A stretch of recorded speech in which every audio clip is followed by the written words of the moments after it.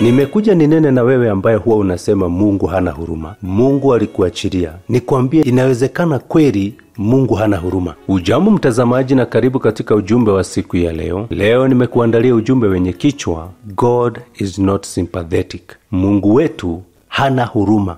Naamini kwamba ujumbe huu utakuwa wa baraka kwako. Hivyo basi nakukaribisha tubarikiwe pamoja. Jina langu ni Pius Mwirumwaura. Karibu.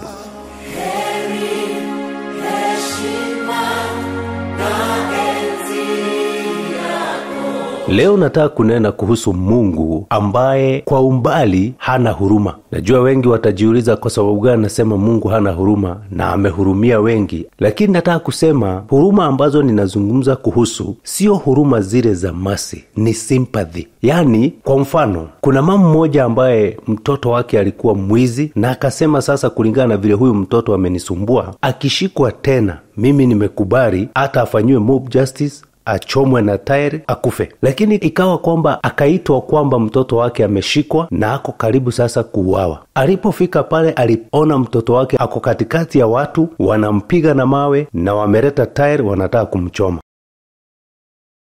Mama alipiga nduru akasema hata kama huyu bado ni mtoto wangu msimuue, msimuue. Mpaka akaenda akarara karibu na yeye akisihi watu wasimuue, na yeye tu ndiye alikuwa amesema huyu mtoto akipatwa kama ameiba tena auawe. Nini ilimshika? Alishikwa na huruma. Tofauti ya Mungu ni kwamba hana hizo huruma. Kama Mungu ameweka sheria zake na akasema hili liende namna hii, kwa kiwango kikubwa hakuangi na huruma ya kusema ati sababu we ni mwana wangu hata kama umekosea nitakubali upite. Mungu hakuangi na aina hiyo ya huruma. Yaani tunaweza sema a compromising mercy. Na ninataka nikuonyeshe kupitia neno la Bwana ya kwamba licha ya kwamba Mungu ni wa huruma nyingi na upendo mwingi, yeye huwa hasympathize na dhambi. Yeye huwa hasympathize na mambo ambayo hayaendani na mapenzi yake. Yaani naweza kusema ya kwamba Mungu akitaka kukutoa kwa shimo na aone kweli uko kwa shimo, yeye hakuhurumii akuje akutoe ndio utoke kwa shida. Yeye anatumia binu, anakuangushia ngazi, alafu anakuambia ukitaka kutoka kwa hiyo shimo ndio hiyo ngazi, na anaenda. Si kama wazazi wa dunia hii ya kwamba utapatia mtoto ngazi, utamwambia shika, hata ukiona hashiki utatuma mtu huko, hata wewe unaweza ingia huko ndani umtoe. Wakati wana wa Israeli walipokuwa jangwani na wakaasi wakaanza kuumwa na nyoka, na wakiumwa na nyoka wanakufa, walililia Mungu, naye Mungu hakuja akaua hizo nyoka zote. Aliambia Musa, muinue nyoka wa shaba, na yeyote atakayetazama akiwa ameumwa na hawa nyoka atapona hata kufa. Kwa sababu gani? Kwa sababu Mungu si sympathetic.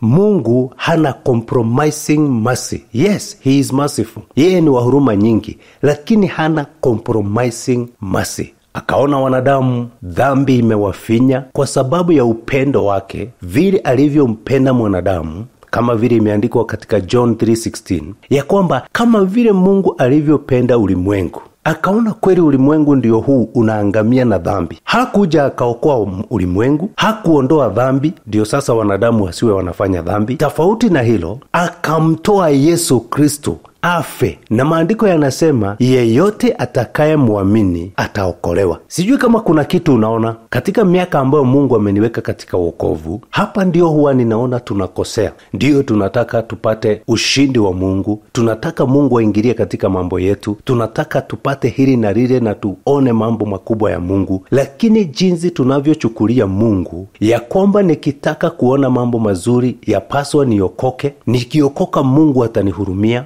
Lakini unapookoka unakuta ya kwamba kumbe hata kuokoka haikuwa suluhisho kamili ya mambo yangu. Kuna kuokoka ambayo ni kumkubali Mungu, Yesu Kristo awe Bwana na Mwokozi wako, na sasa kuna kuenenda safari na huyu Mungu. Kuna kufanyika mwana anafanyika kulingana na kutii baba yake, kutii yale ambayo Mungu ameyasema katika neno lake. Naweza fananisha Mungu na moto, na si kufananisha tu, hata neno lake linasema ya kwamba yeye ni moto ulao. Na nataka nikuambie, kama wewe ungetaka kukaribia moto zaidi na kusaidika na moto, ni sharti na lazima ujue kuweka distance. Lakini ukikaa vibaya na huu moto utakuchoma. Nabii Yona alipotumwa aende Nineve na akaenda Tarshishi badala ya Nineve, na akiwa katika bahari akamezwa na samaki, na akaenda akatapikwa mahali Mungu alikuwa amemtuma. Nataka uone hapa, kama we ni mzazi, unaweza kufanya mtoto wako amezwe na samaki, akae ndani ya samaki? Si ni lazima utasympathize, umwambie basi enda Tarshishi, ukimaliza Tarshishi ukuje, alafu urudi uende Nineve. Lakini Mungu alikatisha safari Yona ya kuenda Tarshishi kimakusudi, na akatafuta minsi ingine ya kumpeleka mahali alikuwa ametumwa. Huyo ndiyo Mungu. Na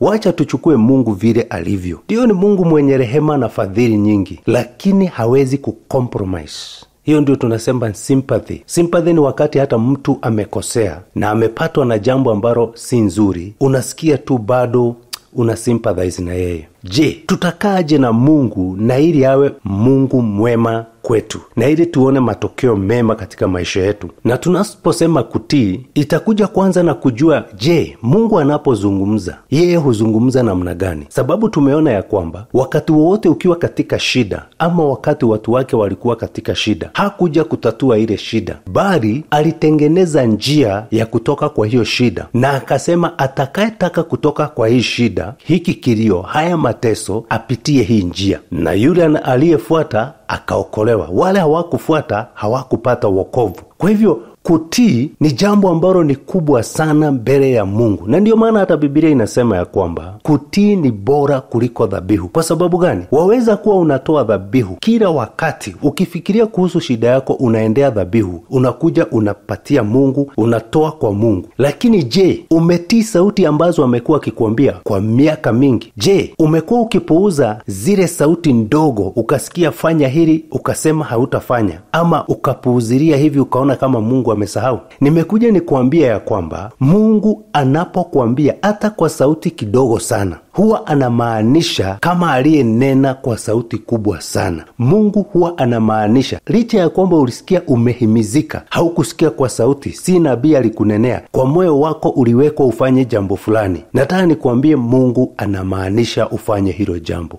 Biblia imejaa mifano ya watu ambao walitii wakaona wokovu wa Mungu, na pia iko na mifano ya watu ambao hawakutii na wakapata maangamizo. Kwa mfano, Ibrahimu baba yetu wa imani alikuwa ni mtu aliyeishi maisha ya kutii, na mwisho wa maisha ya Ibrahimu tunaona Ibrahimu ambaye ni baba wa imani, tunaona mtu mkubwa wa Mungu, lakini ilianza na kutii. Mfano wa mtu ambaye hakutii ni kama Yona, nabii Yona. Mtu kama Samson ambaye alikuwa na nguvu nyingi, tunaona mwisho wao ukiwa mwisho haukupendeza. Leo hii huenda kuna jambo ambalo umekuwa ukihimizika kulifanya na unaona kana kwamba si Mungu, unaendelea kupuuza. Nimekuja nikuambia ya kwamba kila mtu ambaye anamwamini Kristo, kwa mara nyingi maisha yetu yanakaa jinsi tumeweza kutii. Angalia mtu ambaye ameshinda katika maisha, mtu ambaye amemfuata Mungu, utakuta ya kwamba ako na safari na Mungu, ako na hadithi ya kumtii Mungu.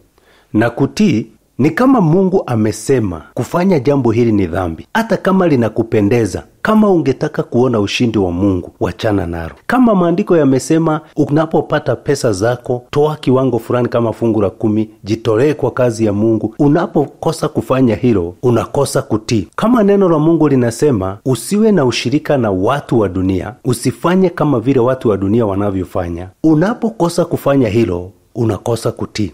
Bwana akanena na wana wa Israeli katika kitabu cha Isaya 1:18-19, akawaambia, iwapo mtakuwa watiifu, mtakula mema ya nchi, na iwapo mtakuwa wakaidi na wasiotii, mtaharibiwa. Nataka nikuambie, yaweza kuwa unaomba, unaambia Mungu nibadilishie maisha, na ni vizuri. Unaambia Mungu nihurumie, niondolee hili jambo, nifanyie hili. Lakini kabla ya kuconclude useme ya kwamba hili jambo nataka Mungu anifanyie, peleleza katika maisha yako. Jiite mkutano wewe mwenyewe, peleleza, angalia kama kuna jambo Mungu alikuambia ufanye na haujatii. Sababu hicho ni kizuizi kikubwa sana cha kushiriki mema ya nchi. Na hapa Biblia haikusema mema ya nchi ambayo tutaenda mbinguni, ni nchi hii ambayo tunaishi, dunia hii. Je, kuna kutotii katika maisha yako? Na kama utapata kuna jambo ambalo Mungu alikuambia na unaweza kulifanya, lifanye. Na ninataka kukuambia utaona wokovu wa Bwana. Ninapomalizia kwa neema ya Bwana, ningetaka kukushauri, kama unataka kuona ushindi wa Mungu, tilia maanani kutii sauti ya Mungu ambayo imelingana na neno la Bwana. Tilia maanani kutii na utaona ushindi wa Bwana. Bwana nakubariki sana na akuwezeshe kutii. Iwapo ungependa kuwasiliana nasi, tupigie simu ama WhatsApp kwa nambari 0713 50 30 49.